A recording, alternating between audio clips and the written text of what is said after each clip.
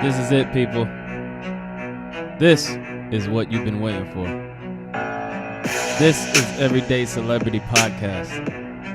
The podcast for everyday people with everyday problems, trying to find everyday solutions to accomplish everyday goals.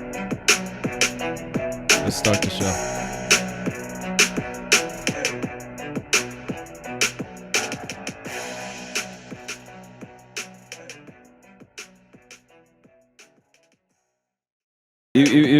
Welcome to another episode of Everyday Celebrity Podcast, number one podcast in Oakland, number one podcast in the Bay Area. And today I am joined by one of my rivals.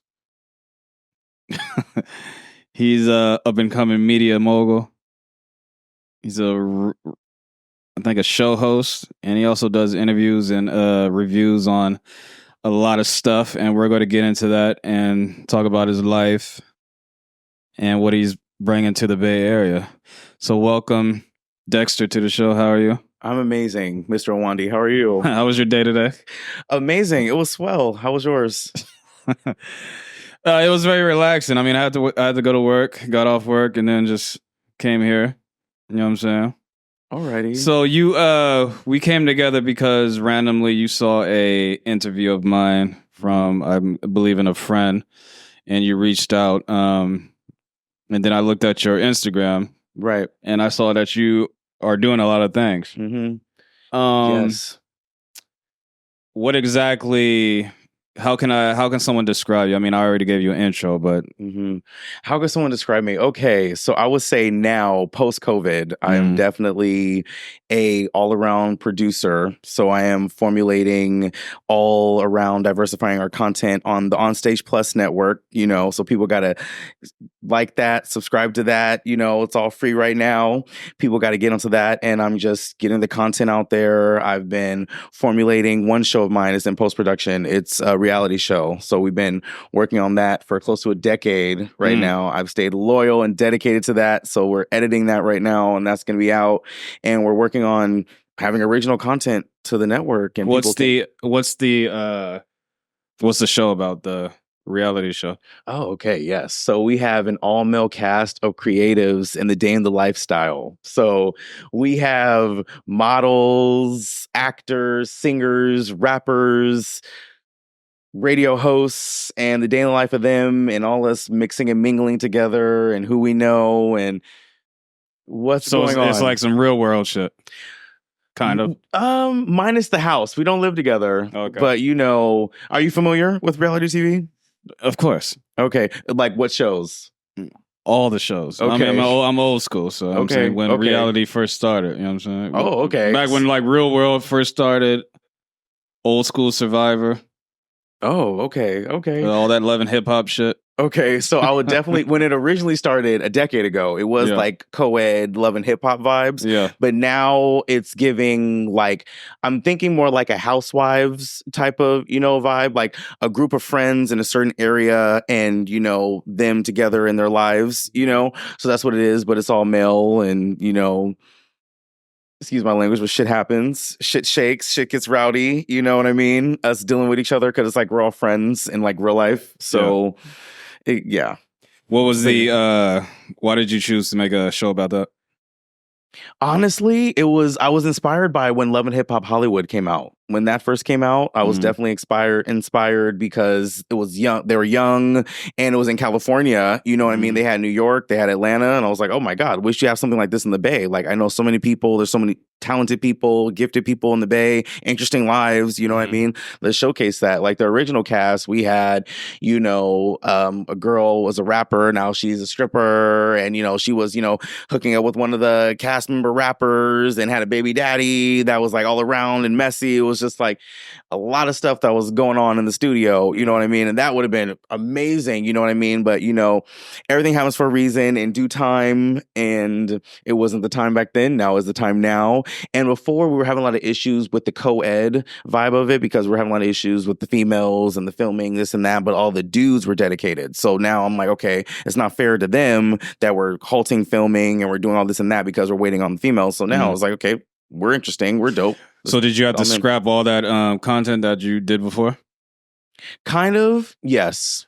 But also to trying to formulate it into a way we can do kind of like a flashback of like where we've come, like where I've come formulating the show, you know, in the pilot.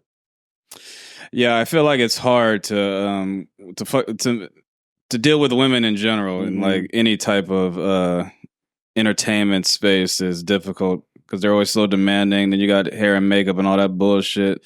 Then a diva-ness is when they're not even diva worthy. You know what I'm saying? Did you experience any of that? I experienced a lot of diva-ness, especially instances where everything was covered and they had nothing to worry about besides just showing up, and they still weren't showing up, and we still were having people late, and we still were having people just not communicative, and it was just a bunch of issues, you know what I mean? And it was just so unfair. Like everybody else was just like, well, we're here, we're dedicated, and it was just, you know, halting everything. I just felt so bad, and it just took so long, and I'm just like, you know what?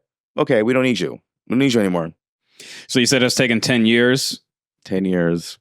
I started this in 2013, and it went through different casts, different camera crews, different everything. And literally, in some of the footage, you literally could see us growing up. People that started in their 20s, now they're almost in their mid 30s. That should be like a documentary movie instead of a show. Okay, 10 years is a lot of time. Okay, thank you, Jordan. That's big. Okay, how are you gonna? I mean, 10 years. How do you gonna put that in episodic, like short forms? Different people. Different cast. Yeah, if I was you, I would just make it into like a documentary of like the process of creating. And then when the documentary comes out, those last people that are left, then make a show out of them because you introduce them to the world. You understand what I'm saying? Okay, that could be something. My vision of it was we have the cast we have now, and it was going to be so the cast we have now, everyone's been around since about 2017 or so. And there actually was a person that actually was there since day one. But the footage before 2017, 2018, it was semi-scrapped, but I'm going to use it as of not necessarily showcasing them and you'll see or know who they are, but you'll just like, it's just me saying, so, okay, what is this? Okay, so this is a show I formulated 10 years ago. It's kind of like a flashback, kind of just like B-roll type of thing. But that could be like another thing, a side thing I could do. Yeah. Because I still have that footage and Dropbox and all that stuff. I could make a little documentary about that. Actually, that's a great idea. Yeah. I should write that down. So let's talk about like on this podcast, I like to talk about the beginnings, right? Where like what made you the person you are today? Where are you originally from? So originally I'm from Dublin, California, born and raised, same house, everything, born and raised in the Valley, went to private school, grew up in the church, all that stuff, very conservative, not a lot of diversity where that is, but all my art and everything, my creativity was, being in the arts from super young. So from 5, I've been, in theater. Were you like sheltered or something? You said not a lot of diversity. In what way? Well, in Dublin, there's not a lot of black people. There's not a lot of diversity. It's literally all white. Okay. Yeah, I'm not really familiar with Dublin. Where are you from? I'm from Philly. From Philly? Okay, like born and raised from Philly? Oh, okay. Lit. What brings you to the Bay? Are you a techie? Well, another thing about this podcast is like the guests don't ask me questions. Oh, okay. So I shouldn't even ask that. Answer that. But so Dublin, you raised white neighborhood. Okay, both parents in the household. Yeah, till like middle school, and grew up in a church. Okay, Baptist. Yeah, like church every day type shit. Church every Sunday, Bible study every like Wednesday or so, and then also too went to the Christian school. So then we literally studied the Bible and pledged allegiance to the Christian flag. Oh. All boys school? No, it was co-ed. Okay, but all white mainly. Actually, you know what? I lived in Dublin. That was not diverse, but my private school was in Oakland, actually. So that was all black with like one Hispanic person and one white person. Do you feel that was I don't know, do you feel like you were robbed of a lot of things with like your culture growing up? You know what? I don't feel like I was being in my private schools because my mom made it a point to have me in the private schools away from Dublin to be around my people. Because before I went to like an African private school. So literally they taught us like all our African roots. Each class was named after a Black historical African leader. You know, we learned Swahili. We literally learned all the principles of Kwanzaa. Like it was, you know, legit. And then I transitioned to the Christian school. And I definitely wish I would have stayed. Like I definitely was all in my Black culture, but you know, I lived so far away and I didn't have any friends in my neighborhood. So it was just like, you know, confliction of so many things, you know, but I totally wish I would have stayed till like college. How was growing up for you in Dublin? Very, very lonely and isolating, I would say, you know, because also too, I'm the baby of 5 and like my siblings are all like 10, 16 plus years older than me. So I was always alone, playing alone. And then I'm in Dublin when it's going to Oakland and that's like, you know, 30 so minutes away, you know, so it's like, how am I going to get back and forth as a kid, you know? So it was just like, just had to entertain myself. And then it was like when I transitioned to actually going to public school in Dublin, it was like, oh, looking back on it now, it definitely changed a lot of things. Because I was like a conservative kid, good kid, and kind of was like turned out a little bit almost from Dublin, damn near from public school. Did you find community when you went to high school, public school? Honestly, in the moment, I felt like I did, but now looking on it, wasn't my community. Yeah. My community was definitely when I was still in Oakland, because definitely some of the people when I was in Oakland, you know, in like first, second, third grade, you know, I still can communicate with, you know, now today. But the people from like middle school and high school, now it's like, what do we have to talk about? What do we have in common? There's nothing there. You have a good relationship with your parents? It's rocky. Definitely rocky. Where it's being worked on. Definitely, you know, I'm hitting my prime. I'm hitting 30 in 2 weeks on the dot. So I'm definitely thinking in this new era, probably getting some things together, but also taking care of myself and, you know, making sure that I matter. Do you want to explain why it's rocky? Absolutely. I would say because so my mom is retired deputy fire marshal, first Black woman firefighter for the city of Richmond. So she was very. Wait a minute. Oh, was that a bomb? Was that a bomb drop? you have some graphics? No. Because of sound effects. If I'm having a mind fuck right now because I've interviewed a woman who said she was the first chief firefighter in Richmond. Is it your mom? What's her name? Man, what the fuck is her name? Damn, I forgot her name, but she's an author now. She's retired. She writes books. That's your mom? Please don't tell me you interviewed my mother up here. Oh my God. Why? The world is small, but the bay is smaller. That's crazy. Poindexter? Huh? Poindexter? I mean, I don't remember. Dark-skinned woman. Yeah. She came up here with I don't even know if it was your dad or her husband or some. Was he light skinned? Light skinned, curly hair. He's a DJ. You know how I met them? You know that's definitely not my dad, but that's her boyfriend. How I met them? I met them on the plane when I was coming back from Colombia. Were they coming from where? Aruba or something? They were coming from they were coming from somewhere, but I met them on the plane when I was coming back. Wow. That's fucking crazy. Wow. Your mom came up here and explained her whole fucking life story. Wow. So yes, I'm born and raised here. They're from the Midwest, Omaha, Nebraska.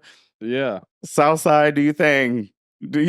Cornfields. But yeah, like talk about the relationship with that, because I mean you need to listen to that interview. I definitely should. That's crazy that you didn't know that. I have no clue. Well, that's interesting. Next time, do your fucking research on podcasts. I did. I guess I didn't scroll back too far. How long ago was that? Because I scrolled a little ways. This was, I think this was, because I just started my 4th season, and she was my either 2nd or 3rd interview. Wow. And this is number 11 right here. This is great. It was meant to be. Everything's for a reason. That's what. All right. So continue your story. Continue my story. So my mother was very enveloped into her career. So there was that, Oh my God. The things that she told me about what she went through. Yeah. Oh yeah. With the definitely. fireman. Oh yeah, totally. She's fell 5 stories to a burning building. Her foot came off. You know what I mean? It was hanging by a vein. You know what I mean? She and that's why bounced she down a burning retired, hill. right? Because she couldn't. There was a break. She went back. Okay. She went back. She bounced down a burning hill. She's definitely. Yeah, my mom's a trooper for sure. Definitely. That's my right. dad, was a Black Panther, back in Omaha. Mm-hmm. So I definitely have a legacy for sure. I definitely come from some strong genes. Definitely. Okay. Yeah, the Poindexter name, very strong. So was it? So is there you said you guys are not close? I would say my mom and I are not as close as we used to be, unfortunately. But my dad and I, we weren't close, but we're definitely working on that at the moment. Is your dad here? He is in Oakland, yes. Okay. We're like neighbors. Okay. Mm-hmm. So you're a little bit closer to your dad now than your mother. Mm-hmm. Okay. Do you feel, because when I was growing up, my parents, they were divorced, but my dad raised me and there was no type of love in the household. Very militant, never said I loved you, never hugged me. Shit like that, right? Definitely. Was your mother like that? Definitely. Definitely. It was definitely interesting because it was you have the not hearing I love you, but showing that I love you. And then on the dad side, it's the saying that you love me, but you're doing opposite things of love. You know what I mean? So that could definitely, screw the mind up, growing up. And then especially, mom's so busy, everyone's older and gone. And I'm just, stuck in the house alone or stuck in my house with him. And it's not, a lot of things aren't going on. But, definitely the library was my best friend. I was there all the time, reading something on the computer, playing something, so yeah, definitely been reading the dictionary since I knew how to read, all that type of stuff, just to keep myself busy because I had nothing else to do. Yeah. When you graduated high school, where did your life take you? Where did my life take me post Dublin High? Well, I went to Chabot and I got into mass communications. So definitely studied radio, television, broadcasting, journalism, and definitely I wanted to get into meteorology. I wanted to be a news anchor. And wait. What was the reason you picked that to study? That field? Definitely my personality, wanted to be on TV and report the news and stuff like that. Definitely being interested and being passionate about it. But when you were a kid, did you show how when people who are singers now, they got old videos of them with a microphone in their hand, or like a pianist, old videos of them playing around with a piano, or a basketball player, shit like that. Did you show signs or show spot on interest that you were going to do this? Definitely very performative. Definitely very look at me, hear me, see me, look at what I'm doing, center of attention. Definitely growing up and being, on stage and being in the theater and stuff like that, definitely. And then transition to television and film post high school. So you were at Chabot, right? And you were studying this. Did you stay interested the whole time you were at Chabot, or were you having second thoughts on careers? Man, I definitely was having second thoughts because there were definitely some home issues while I was there. So college was definitely not working out because I was definitely, after high school, it was school. I'm just realizing school is not for me. I'd rather get my bag because I'm passionate about, TV and film, so I wanted to do that and get to that. So that was the focus. And it was very distracting that threw me off because I'm in school and I can't get as much money as I would like. So I pivoted and transitioned over. And yes, the rest is history. So I transitioned over to what? Well, I transitioned over from the radio and wanted to do the meteorology and the corresponding to television and film because while I was there, that's when the Love and Hip Hop Hollywood came out. And I was like, oh, definitely. I would love to do this, be a part of this because, I'm a personality. I know all these amazing people. Let's film something. Let's interact. Let's get this out there. And the rest is history. Here I am now. When you were in college, did you become more outspoken and did you become the man that you are today? Basically, were you the same as you were in high school? I definitely would say I became the man that I am today. Definitely. I was definitely way more focused on just being like popular and seen and just being invited everywhere in high school. And then after that, it was definitely like, okay, I'm focused. I want to do this. I want to be a part of this. I know I'm meant to be on this earth doing this, type of thing. So did you finish? I did not finish. So I was at Chabot for about the first time I was there about, I would say a few months. And then, that faded out. And then I tried to go back about 5 years later to try to get back on track with the show because I fell off so many damn times.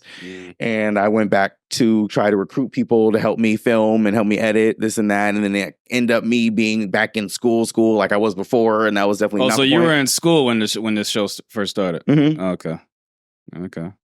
That's interesting. Are you still working with like people like not actors and shit, right? But behind the scenes, are you still working with people that you started with? Like editors and shit like that? I got some new people now too to help me edit. I'm still going through a lot of things, especially since the transition from me before it was just on YouTube, and now I have like a network, and it's dope because it is on the same level and the same distributor level as a Netflix, a Hulu, or a Prime. So now I have this platform. I want to get it out there, and it's 6 continents, 76 countries, 280,000 active eyes. So that's a way bigger thing that I could, manifest there. What's your take on because when like people that do what we do, right? I mean, we're very low on the totem pole. But when it comes to like the entertainment business, you think of like New York, you think of LA, like big places where shit is popping and it's very easy to like make it because everyone is there for that specific reason. Why don't you think Oakland or the Bay Area it can be like that? Or why isn't it not? Well, see, that's another thing that was my point of staying here. Because before I was thinking of, let me move to LA. That was literally my goal my whole life. I literally wanted to go to UCLA, become a scientist, get into forensics. And, that was my original thing. Right. And then I was thinking, okay, let me do the meteorology. Right. Literally the Dexter name, wanted to carry that on. So I was thinking that at first and then transitioned into, being the correspondent. And then, that changed. And I was thinking of literally, because I was thinking LA, I was thinking New York, but also too, I'm like, that's always the go-to, there's nothing in the Bay that stays. People come here, film a show, they leave. People come here, film a movie, they leave, but there's nothing here that's consistent. So I wanted to create gold and be here and build something that's solidified, and have multiple series and multiple films that are filmed here and, showcase all the different creatives that we have here and have it be, on a constant. What's your take on black media? In the Bay or in general? In general. My take on black media, I would say it varies, definitely. Because we're not in the age of BT anymore. And I don't know about, like the Boss Up or TMZ or anything like that. So unfortunately, I'm not really too up on so black media. The reason I asked that question is because when you think of black media, you think of the Boss Up, you think of the Shade Room, you think of Hollywood Unlocked. But the things that all of those got in common, I mean, yes, they're black media, but they're all like gossipy. I feel they show the negative side of us. But when you look at white or other people's media, they do like legitimate work. They're talking about politics. They're talking about like real subjects that have substance that can teach you things, right? Like Hollywood Unlocked is not like I don't know, like fucking 60 Minutes or something. Right. So, do you feel that's on the company because that's what black people want? Or do you feel it's on us for acting a fool and consuming that shit? I think it's mainly on us for consuming it because literally, because our black dollars matter, you know what I mean, and our Black viewership, you know. So if we stop consuming literally and we band it together, it would change everything. You know what I mean? Yeah, because I remember when I was watching 11 Hip. I don't watch it anymore, right? Because there's like too many of them. But when I was heavy into that shit, I remember when Omarion was on it. I do. And they were interviewing Omarion, and she was like, well, how come you never had any scandal or fights on it when the whole time you were on? And then Omarion was like, even though that's what they want, they try to put you in those situations to act a fool. You control what you do, right? So they might put you in a room with someone you don't like and expect you guys to fight, right? But even though they do that, you control if you're going to fight or not. Just like if I pull out some cocaine and say, "Do you want to do a bump?" It's if you say yes, that's on you. You have the right, or you're in control of saying yes or no. So I forgot what I was getting to, but the Love and Hip Hop, I believe, like these people, they go on there and they act a fool, and then they get mad at the reactions from people like us who look at them acting a fool. Right. Are you a Zeus watcher? I don't have Zeus. Okay. But I'm familiar with Zeus, and it's literally all ratchetness. I definitely. You're a fan of Zeus? It's my guilty pleasure. I'm not gonna lie. I'm an avid. Same shit I was talking about. Right. So like, I'm big on Housewives. I watch Zeus, you know. So definitely that's the thing. I definitely love it because I love the real stories, and you know, it is inspirational and it is a getaway. You know what I mean? And it is dope to see kind of something you can aspire to be, because like watching all these different series, I love that it's kind of motivated me to kind of feel like, okay, I would love the status of Beverly Hills, the sexiness of Miami, and like the money of Dubai, you know what I mean? Yeah. And kind of, you know, aspire to be that, you know, move and groove in the world to get there, you know? So I definitely love that for myself, you know, and it brings so many people together too, you know, because they have, you know, the BravoCon, you know, now they have Peacock, you know, the streamer from, you know, Bravo, and, you know, all these different things that bring people together. So I love it. I'm not big on, you know, Love and Hip Hop anymore, you know, since COVID, because I definitely killed it for me, but the one thing I respect about Zeus is the owner of Zeus. He's a young Black dude who created something, and now he is like a multi-millionaire. That's one thing I always respect people who create things on their own and see their dreams come into fruition. That's basically what I'm trying to do, and I believe that's what you're trying to do. So I always respect that. And a lot of people tell me, I mean, I do this, but I don't do it in a way that other people might do who want to go viral and do crazy shit to go viral to try to make their rise go faster. I'm more like laid back. I'm not in it for like the craziness. Like if you like it, you like it. Like I don't make content for like children, 16-year-olds, like for like grown up people who have like minds and want to like actually hear a fucking conversation. Right. And I know that might take longer to fucking get my name out there, but it's all about not selling yourself to something like you don't believe in. That's basically what I'm saying. Right. Definitely. Yes. I'm a believer in the Bay, and I'm here to advocate for us. And definitely, yes, I'm manifesting, you know, ads and sponsorship and endorsements and, you know, investors to, you know, put the money into us. And so we can showcase why we're like $1 billion industry for tourists. You know what I mean? Like, you know, there's so many things to showcase out here. You know, there's bad parts in every city, but there's so many gorgeous things to showcase out here. And especially Oakland is the heart of the art, you know? Yeah. So all the people that are eclectic and creative, you know, showcase all that they're doing. Yeah, it does have a crazy history. So tell me, so you also do, because I saw your Instagram, you were doing like lives, like interviews. What's that about? Tell me about it. So that was basically just being bored in COVID and trying to be productive and creative and knowing so many people. And I just wanted to just have something to do. And I literally was just doing that.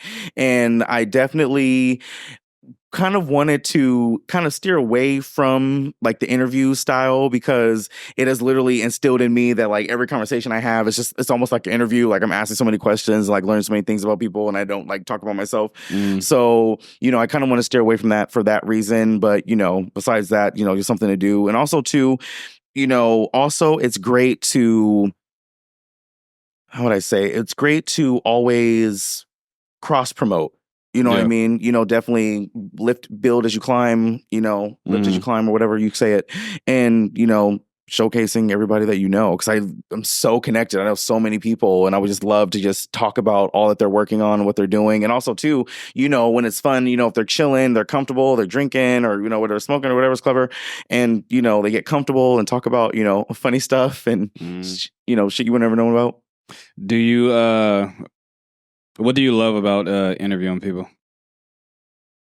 Having them being comfortable with me and, saying how they really feel. Because my point with the lives was also I wanted people to feel like not this is a gossipy place. I want this to be positive energy, this and that. So they're comfortable to talk about what really happened behind the scenes and not feel like, I'm coming for them and judging them. Because actually I reached out to one of the Love and Hip Hoppers, actually. It was, I did. Yeah. It was actually A1's sister-in-law. I reached out to Patrice. Yeah, I was like, I want to do an interview. I love you guys. I want to do an interview. But, she was extremely skeptical, because she was like, okay, is this going to be messy? You're going to ask me about the show. You're going to ask me about my family, this and that. And I seriously wasn't. Like, I really wanted to know, who you are, what are you working on, about your family, how are the kids, what should people, pay attention to, what should we look out for? And, it was sad that, that interview didn't happen, because she was kind of nervous, of that. But I definitely love the interviews that have happened where they can see that, like, okay, this is a safe space. Was she on the show? She wasn't. Okay. Unfortunately. I was going to say, she's on the show and she's nervous about being messy. Oh, you mean on the actual I Love Hip Hop show? Yeah. Oh, yeah. She actually was on the show and was like fighting with his mom. Fighting with Lyrica's mom. And yeah, they were like, oh, yeah. So she was scrappy. And she was worried about being interview with you being messy? Correct. That's stupid. That's another thing I hate, when niggas like fucking when black people always say, oh, black media, but they don't support black media. They'll rather go and do interviews with like white streamers, up and coming streamers, and make them famous. Like the Bobby Althoff. You know who that is? Oh yeah, that girl that does her interviews with the dead. Yeah, she gets all these top notch. She got Drake. Right. She gets all these top notch hip hop artists. And when other people ask her, not when other people, but when other people ask these hip hop artists, same up and coming people, right? They choose not to do it, but they'll go on her shit and make her extremely famous. That's another thing I hate about that. Hypocrites. So you started you started doing interviews during COVID. Was that the first time you started it? What were you doing before COVID? I was food blogging.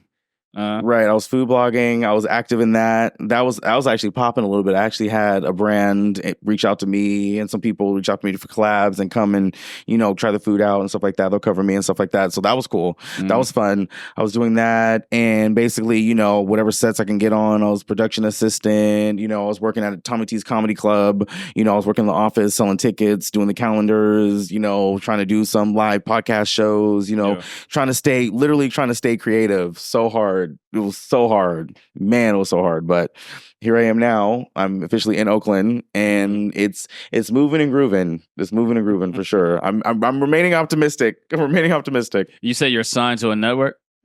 What's the network again? It's called On Stage Plus.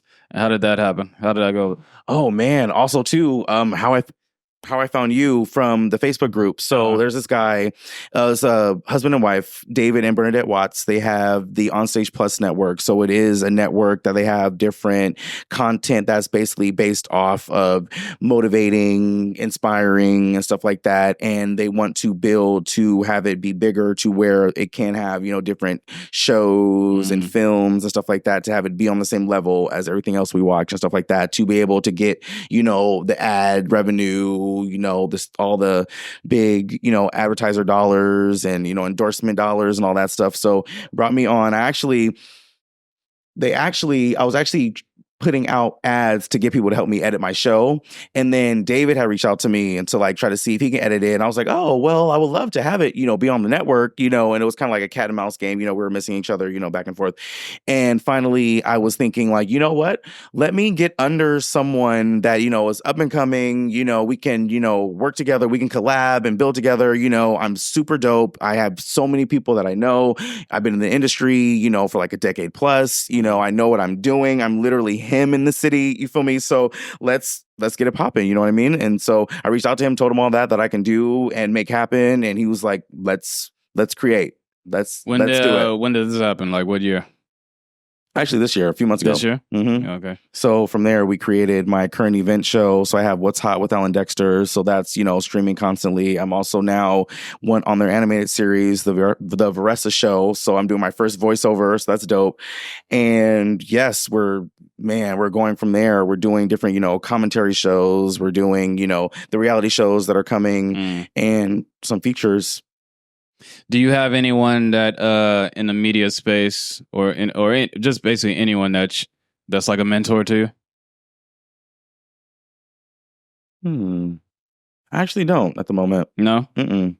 No one like you looked up to and be like, oh, I want to model my career similar to his or hers. I would probably say Issa Rae has been pretty inspiring. For sure. Issa's been pretty inspiring. I would say back when Tyler Perry was doing his plays, that was pretty inspiring from where he came from. Definitely, Oprah coming from a farm and now she's a billionaire. That's super sickening. Yeah, that is crazy. Right. Definitely all of that, Man, Jay-Z coming from the projects, working at McDonald's, you know what I mean? Here he is now. Yeah, all that stuff. You know what I mean? Definitely. I was born with a silver spoon and now I'm working on creating my own silver spoon and getting my own name and my own foot in the game and, not, on the coattails of, the shadow of, coming from someone great and, all that. So, when I do podcasts, like people are, people don't ask me, but I imagine in my head people are asking me. But the hardest thing about doing podcasts is like finding people and like scheduling interviews and shit like that. What is something that's hard for you when you got into this media space? I'll probably say the consistency. For sure, the consistency, professionalism, definitely keeping my head in the game. You know what I mean? It was definitely hard, with so many 9-to-5s and so many different schedules and then dealing with so many different people. And then you have the camera crew. And then also, too, they have other projects that they're doing. And it's just times and, man, it was so many things. Like, I'm literally working so hard right now to build a solidified Bay Area team for onstage that we can literally consistently film stuff, edit stuff, and consistently put out stuff. Has there been a time where you were like, you know what, fuck it, I give up. This is not moving as fast as I thought it would be. I want to quit and maybe I should think of something else. Has there been a time when you thought about that? There have been times I thought about it, but I could never fully go through with it because I'm so passionate. You know what I mean? Because literally so many people have been so respective of me, literally still formulating this show and still doing it after 10 years. You know what I mean? Yeah. They're like, wow, like the dedication in that is, impeccable. But I definitely, I'm a super driven person. My ambition is unmatched. You know what I mean? So it's definitely like if I'm thinking about it, I want to make it happen, I will make it happen. And, I'm like always formulating. I have ideas pumping all the time. So I need to make it happen and not sit on them because I've done that for too long. So now my time is now. So the show is like like every artist has their baby, like the thing that they're most proud of. So the show is, even though it's not out yet, the show is yours. It is. That's my passion project. That is my baby. And filming this show, I mean, because you do interviews and you're doing this show. Which one? Like, if someone came up to you and be like, "Yo, we want to sign you, but we want you to focus on just one thing." Like, I'm creating a reality TV show, or being like a host at a radio station or like a podcast or something like that? Which one would you choose? Television and film, for sure. Television, film? But it's crazy because like my numbers, my engagement are real high on my commentary. People love to hear me, spill my spills, for sure. People love that. So I definitely have, I'm rebranding right now and, focusing on what niche I'm a part of. But I've definitely realized that people just love my commentary, whether it's about food or film or fashion or just life. Like people love to hear it. Why do you think people love to hear it? I'll probably say because like how animated I am and dramatic and charismatic and just, expressions and, different one-liners and all that stuff. My content's all over the place. There's a lot of moods. I'm a Leo, so I have I have moments. What are you most proud of? In regards to? In life.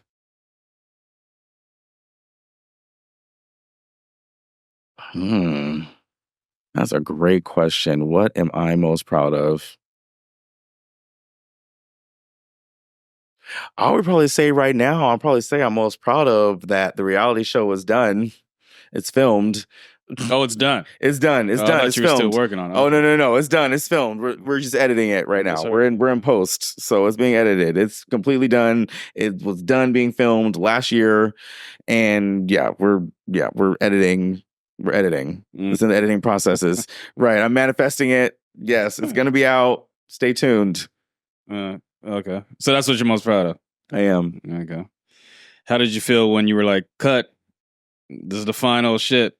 I felt great. How did that feel? Oh man, that felt great. Literally, like, oh man, that finale party. It was great for me. I felt amazing. It's a wrap. Cut. It felt great. All good things come to an end. It was sad that it was over, but I'm just so happy that it was over so I can like create more. You know what I mean? Because all these different seasons that they have for all these different shows, I feel like it gets better and better, and I can't wait. It gets better and better. The glow ups. Every the glow ups in every place that everyone has come from is super inspiring to watch. So you say you're going to make, this is not a one-off. Oh, definitely not. Okay. So what have you, 10 years is a long time, obviously. And there's a lot of learning curves. So what, in your next project, what would you do different? Definitely formulating everything before we even start. So I would say formulating the cast, formulating the storylines, formulating the story arcs, formulating how the episodes are going to be, formulating the time frames, like literally like everything like a puzzle tied together so we can save money, we can save time. There's nothing wasted. You know what I mean? Because there's so much time and money wasted, so much money spent. And looking at the footage after that, and I'm like, I'm not even satisfied with everything that was shot. You know what I mean? Yeah. So now definitely more assertion, definitely more sternness, and definitely, being diligent and getting everything done how I want it done, because technically you guys are all my employees. You have a lot of things going on. You have a hectic life. What do you do on your downtime? Like, how does Dexter relax? How does Dexter relax? I would say right now, Dexter is a happy hour enthusiast. So, right, I'm a happy hour enthusiast. So you're a drinker? Here socially. Here and social there. drinker. Social drinker, whatever. You don't have a bottle at the house? That was finished last night. I need to re-up. Right. Yes, I definitely need to re-up. Nothing wrong with that. It's First Friday. So, definitely taking care of myself for First Friday and, re-upping on that, and definitely other methods of, chilling out and drugs. Cocaine. Not hard drugs. But what's hard drugs? I mean, like cocaine, heroin, meth, that's hard. Definitely indulged in some weed here and there. There's actually a new mushroom church downtown Oakland where old Somar used to be. Yes, it's a Somar. A mushroom church. It's a mushroom church. Yes, it's explain that. Yeah, so it's a membership for $5 a year or $20 a month. You can come in there and partake in shrooming. So they have like sense. Does it? Wait. Yeah, $5 a year, but it's $20 a month. That makes no sense to me. That was interesting when I saw it too. So it's basically like a dispensary, but with mushrooms. Okay.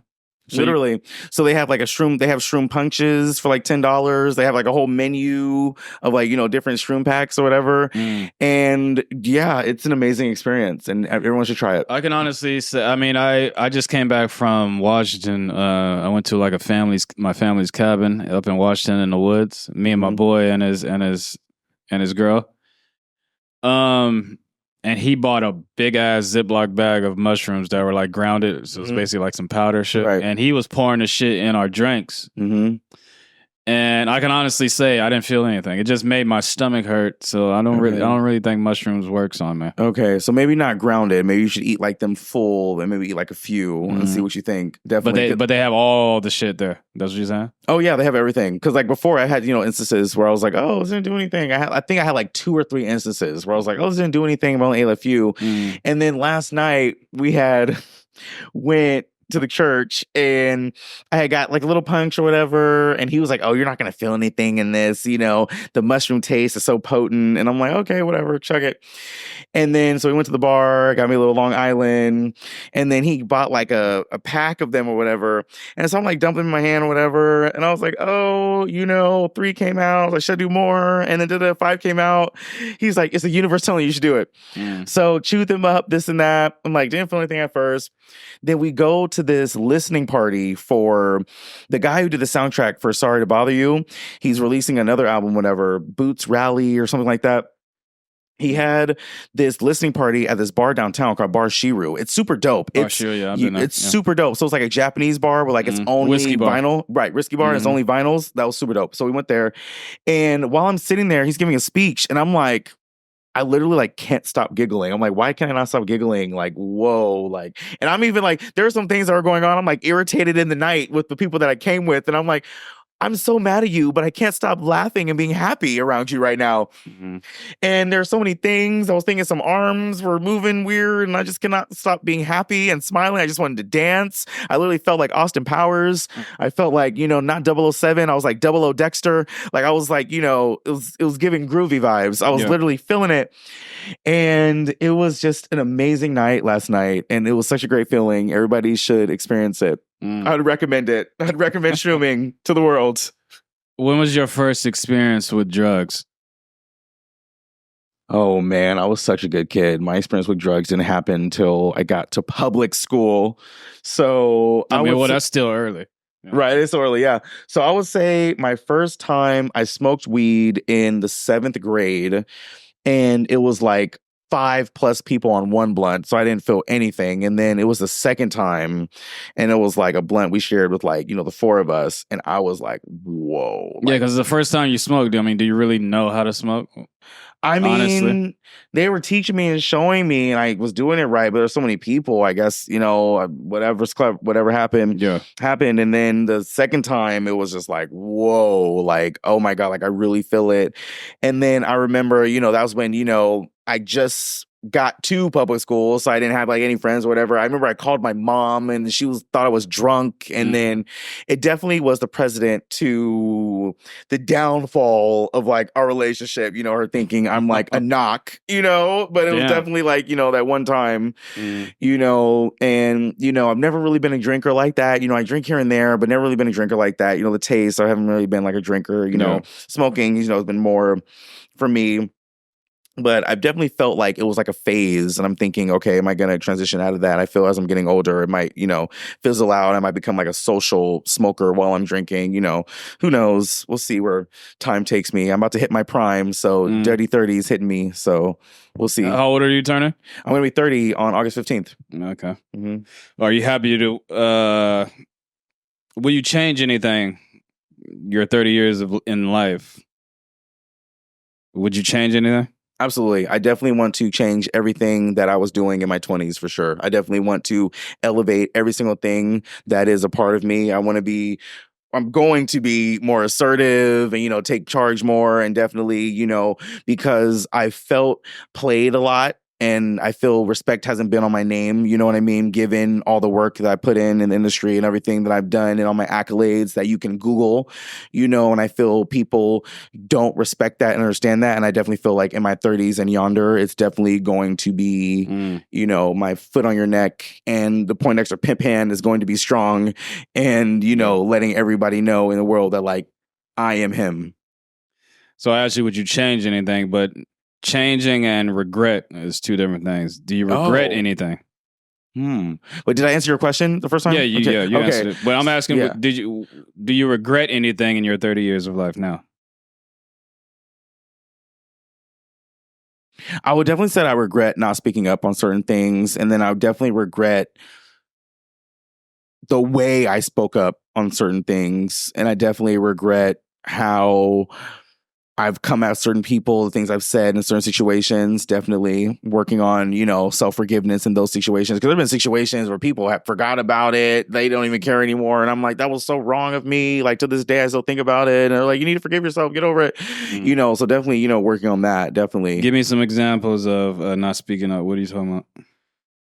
I would say different situations where I felt uncomfortable in a certain situation, or someone said something to me or about me that I didn't like, and I just never checked it, you know, and just let it linger inside of me. And then I exploded later on something stupid or minuscule, you know, just certain things like that. I've definitely been getting more into feeling something and saying something, you know, because like bottling up, I've been, you know, notorious for that. And you were like a non-confrontational kid?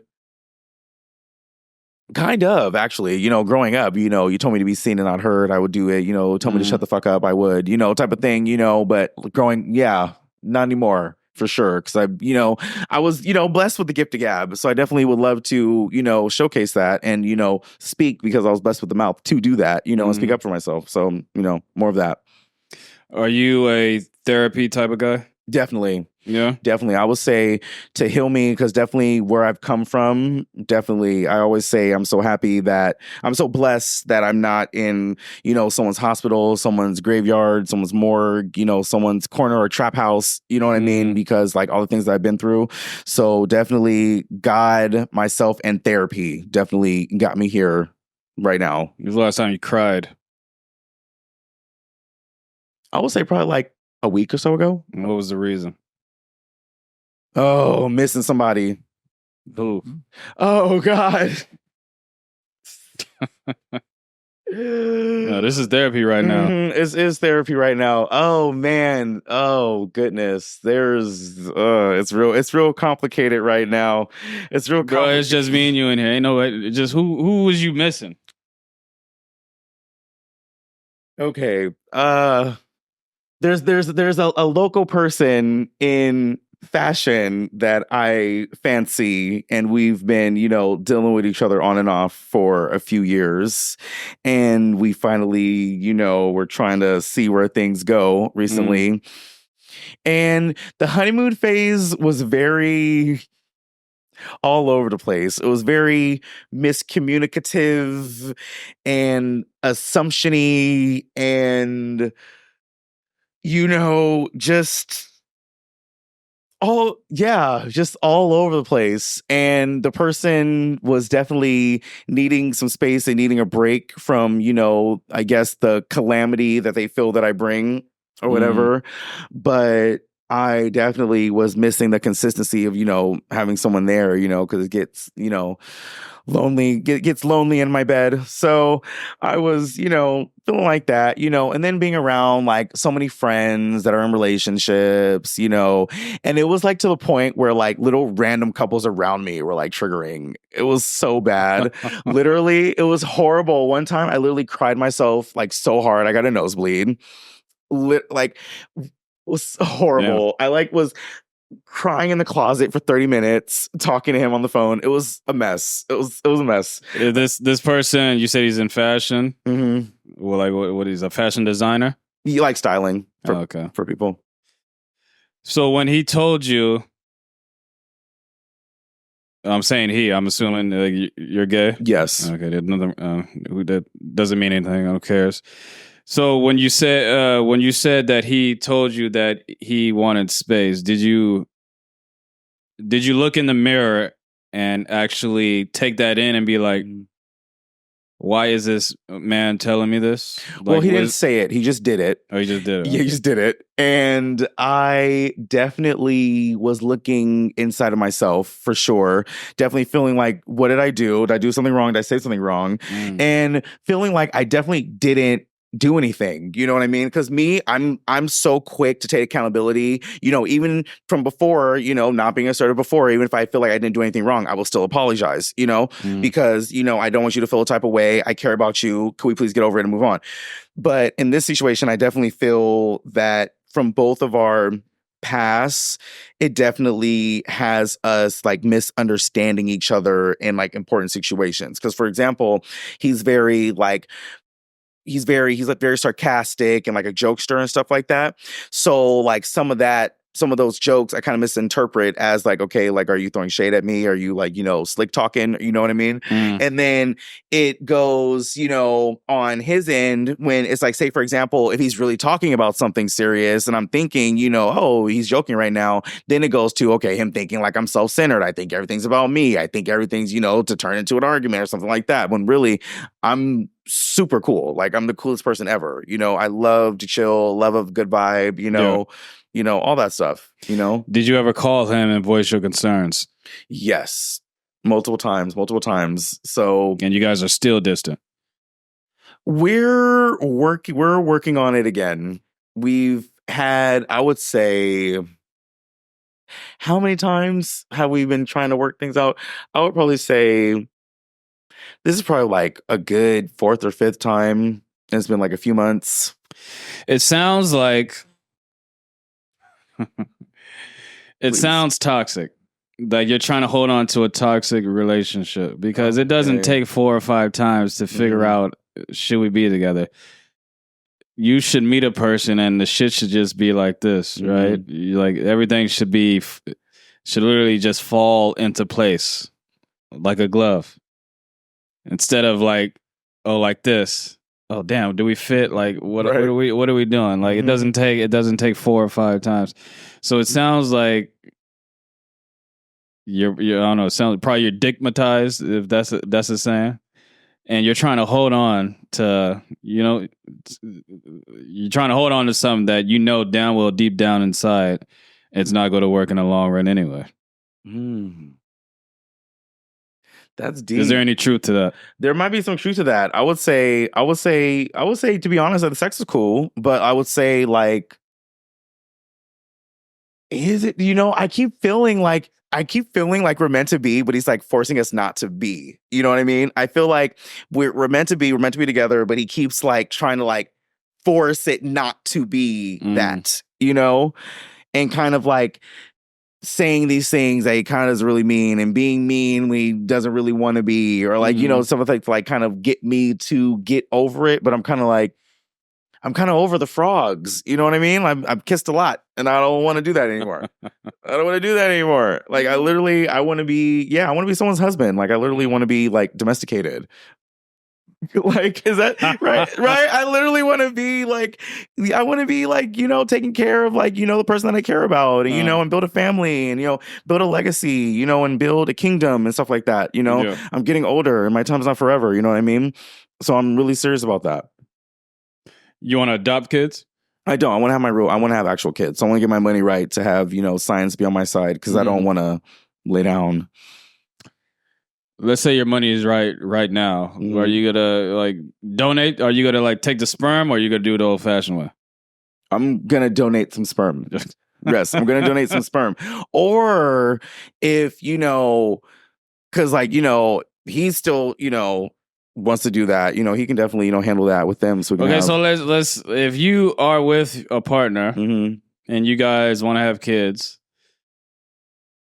You don't want to do it the old-fashioned way, but if your partner says, I want to actually lay down and conceive the old-fashioned way, you wouldn't have a problem with that?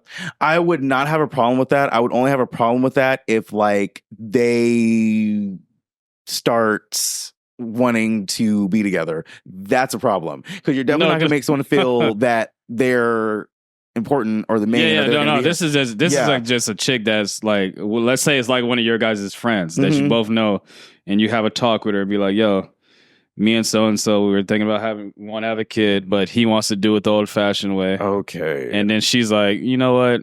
Since I love you guys, I would do it. And I know he's gay. He doesn't really want me. Boom. It's just one night, one thing. Okay, thinking about that, I probably would want a random. I don't know if it was someone I know, because I don't want to be around you and you were with my person.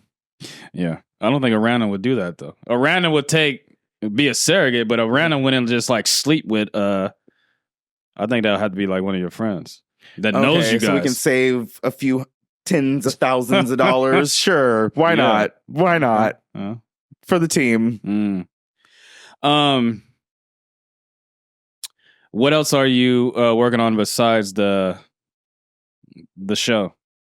Besides the show, what else am I working on? Oh man, there's so many things. So we are trying to formulate a bunch of different concepts to film right now. Aside from that, I am working, with some musical artists, Callie Casanova, Rico Cassadine, one's here in the Derek's here in the Bay, Rico's in Atlanta. So, helping them, get their music out, getting some shows for them, and also to, different things in the community, filming what they have going on, showcasing that. Definitely in my rebrand, I'm working on, getting my engagement up, my content up. So that's working, definitely showing the world, what the Bay is, offering, what we're doing at the moment.